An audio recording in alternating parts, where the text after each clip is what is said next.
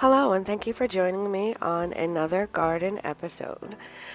Cleanup has begun for the fall, and I'm starting to take down the garden to prep it for winter and then the next coming growing season. What I'm showing you here is just what I'm doing for my beds that I am going to be growing the garden.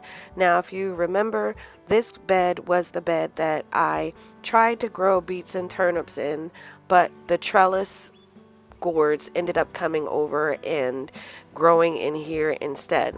So I'm just picking out the turnips and beets, anything that tried to grow but didn't actually get an opportunity to grow, and clean up the bed. I'm going to put a layer of compost over this, and I want to make sure that there's nothing growing underneath. So I'm going to put some alfalfa pellets first because this bed will be used for garlic. But this is how I pretty much put all of my beds to rest for the winter. I put some type of fertilizer in there so it can break down over the winter season. So I've got some alfalfa pellets here.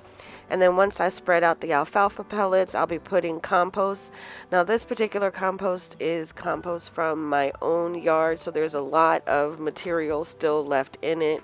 This has been sitting around since last winter, so it should be pretty broken down. But just in case it's not fully broken down, I have done this a little bit early. I'm not going to be planting the garlic for a couple of weeks, so hopefully over that 3 to 4 week period this will break down even further and it won't compete with the garlic that I will be planting in this bed. Once I get the compost fully spread across the top layer of this bed, I am going to cover it. Last year I had a big problem with squirrels, and it was the first time I encountered it because I hadn't had raised beds before. I was just planting in the ground, so I didn't notice. But the squirrels came in, and in all of my raised beds, they planted some of the walnuts and acorns, so I had to pull out a lot of tree starts this season. So to avoid that, initially I'm just going to put a weed barrier on top of this, and then I'm going to put some hardwire cloth over the top of this once the garlic actually gets planted. But before I do that, I forgot that I did put some bone meal as well on top of the soil, just again to give it a boost of nutrients before I plant the garlic.